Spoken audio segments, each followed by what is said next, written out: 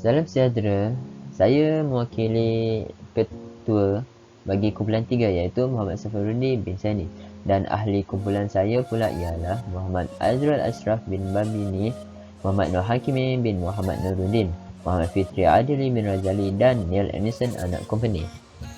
Kami ingin membuat presentation mengenai mesin Prout atau dikenali sebagai milling machine, dan pensyarah bagi subjek ini adalah Sir Haman bin Hassan.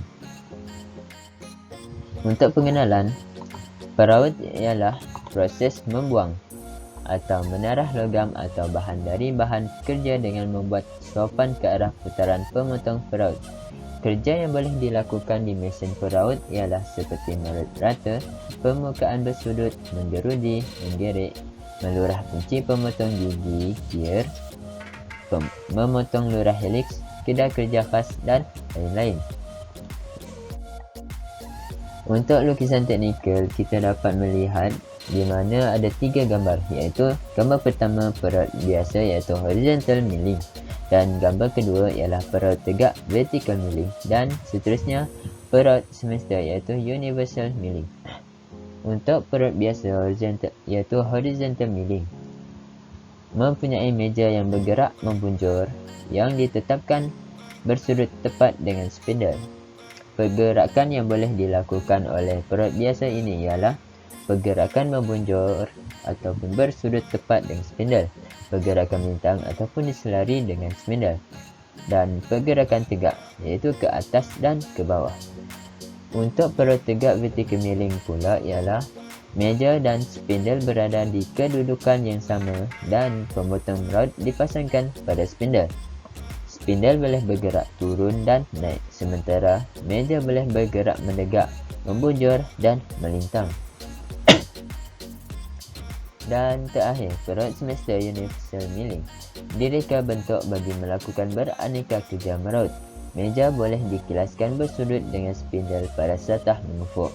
Digunakan untuk memotong gear helix, gerudi pintle, pemotong Prout dan pelbagai kerja lurus atau tirus. Untuk penyediaan benda kerja, untuk memulakan kerja-kerja maut, kita hendaklah memastikan pemotongan Prout yang dipilih dan benda kerja hendaklah dipasang dengan betul pada tempatnya. Untuk memastikan kerja-kerja maut berjalan dengan lancar, pusingan per minit dan kadar sopan yang dipilih hendaklah sesuai dengan kerja yang akan dijalankan.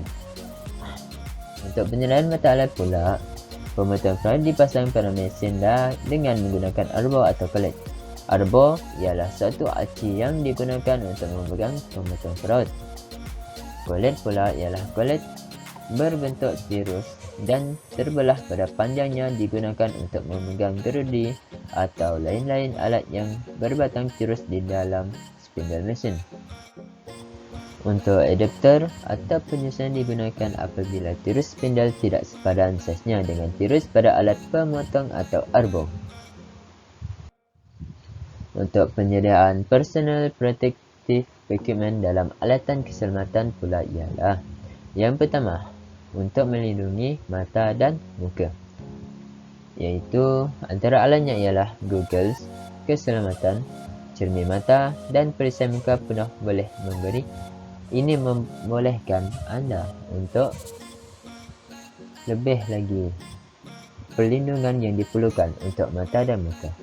Seterusnya, perlindungan pernafasan, iaitu perlindungan pernafasan seperti pernafasan yang direka untuk melindungi anda daripada babuk, asap, semburan cat, racun perosak dan lain-lain bahan yang berbahaya yang boleh menyebabkan kerosakan kekal. Dan yang terakhir adalah perlindungan tangan atau kulit.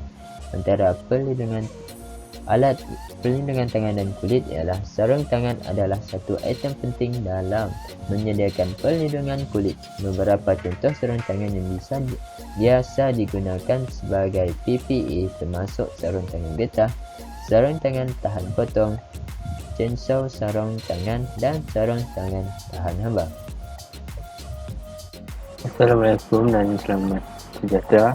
Nama saya Muhammad Fitri Adili bin Razali dari kelas DKM1A. Saya akan membentangkan cara pemasangan mata alat pada pemegang mata alat. Okey, yang pertama, kodrat pemegang. Contohnya yang pertama, untuk memegang mata alat pengisar, hujungnya berbatang lurus. Yang kedua, memasang obor jenis pengisar. Ufuk 1, pilih obor jenis B untuk kerja-kerja biasa. Yang ketiga, setkan mesin pada gear rendah. Yang keempat, pegang obor dan masukkan ke dalam hujung spindle dan pastikan tanggam hujung spindle masuk ke dalam lubang obor. Yang terakhir, masukkan batarik dari belakang lurus dan ikatkan pada obor serta ketatkan nut pengunci. Okey, seterusnya memasang mata alat ke dalam arbor. Yang pertama, tentukan kedudukan mata alat dalam arbor dan dengan menyusun relang. Yang kedua, masukkan kunci ke dalam alur kunci arbor. Yang ketiga, masukkan mata alat ke dalam arbor dan jajarkan alur kunci. Yang keempat, masukkan relang dan relang galas di bahagian paling hujung. Yang kelima, laraskan overrem dan pasangkan penyokong arbor. Yang keenam, pastikan semua nut ketat. Yang terakhir, kepala penggerak digunakan untuk meluaskan lubang supaya dapat menghasilkan saiz yang tepat dan kesudahan permukaan yang baik. Ini contoh mesin. Seterusnya, cara pemasangan workpiece pada workpiece holder. Untuk melakukan kerja-kerja G2 di mesin peraut, bahan kerja hendaklah digenggam dengan kuat dan teguh di atas meja. Ini beberapa faktor yang mempengaruhi pemilihan cara memegang bahan kerja. Yang pertama, saiz dan bentuk bahan kerja. Yang kedua, pemotongan peraut yang digunakan. Yang ketiga, arah meraut.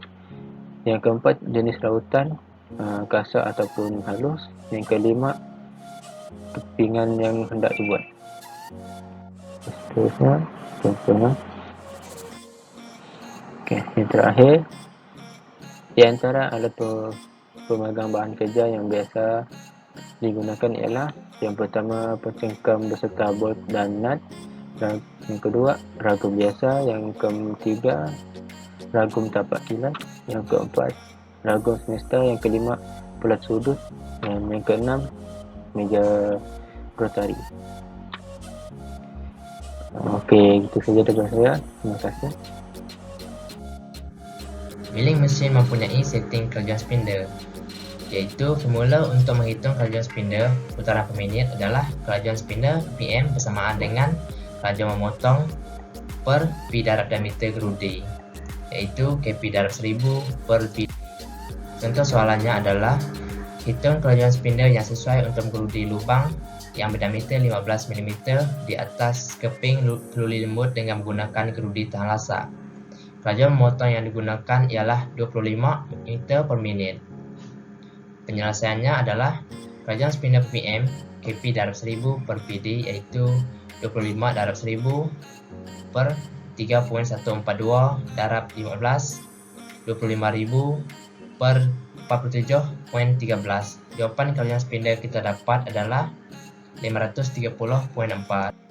Seterusnya adalah pelarasan aksis XYZ. Untuk menentukan pasti XYZ dengan menggunakan peraturan tangan kanan, yaitu arah fasi Z jari tengah, arah fasi Y jari telunjuk, manakala arah fasi X adalah jari ibu. Sistem koordinat fasi-fasi perkakas mesin, yaitu mesin vertikal machining center adalah arah X, pergerakan anjakan meja mendatang kiri dan ke kanan. Arah Y, pergerakan anjakan meja ke depan dan ke belakang. Manakala arah Z adalah pergerakan anjakan meja spindle ke atas dan ke bawah. Sekarang kita beralih kepada setting datum 0 point. Turning position. Mesin 0 disebut dengan titik 0 mesin ataupun datum. Datum ditentukan oleh fabrik dan tidak dapat diubah. Reference point, sebuah titik awal perjalanan sebelum melakukan program. Workpiece 0 ialah titik 0 pada benda kerja yang berkaitan dengan mesin dan dapat dikawal oleh programmer.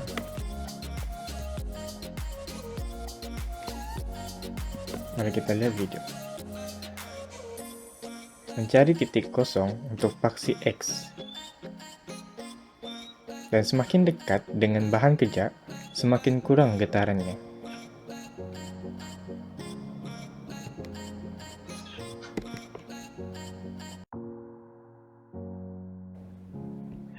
Dan proses ini adalah mencari paksi berada titik kosong. Terima kasih. Adalah gerakan utama, berputar, gerakan pengikatan, dan gerakan pemakanan. Gerakan utama berputar ini mengikut arah jam. Kata atau alat potong berputar pada sumbu spindle mesin. Yang kedua, pemotongan pengikat penyetelan. Gerakan untuk mengatur posisi pemakanan, kedalaman pemakanan, dan pengambilan untuk benda kerja masuk ke dalam sisi potong kata. Akhir, pemotongan pemakanan. Benda kerja digerakkan sepanjang benda yang akan dikerjakan dengan bidang yang dipotong. Terima kasih daripada saya, Muhammad Nur Hakimi bin Muhammad Nuruddin. Pemeriksaan pengukuran. Laju pemotong peraut ialah jarak bagi satu mata gigi pemotongan peraut bergerak dalam 1 minit diukur dalam diameter pada lilitannya. Sekiranya pemotong peraut terlalu perlahan, banyak masa akan terbuang. Sebaliknya, jika terlalu laju, pemotong peraut akan cepat tumpul.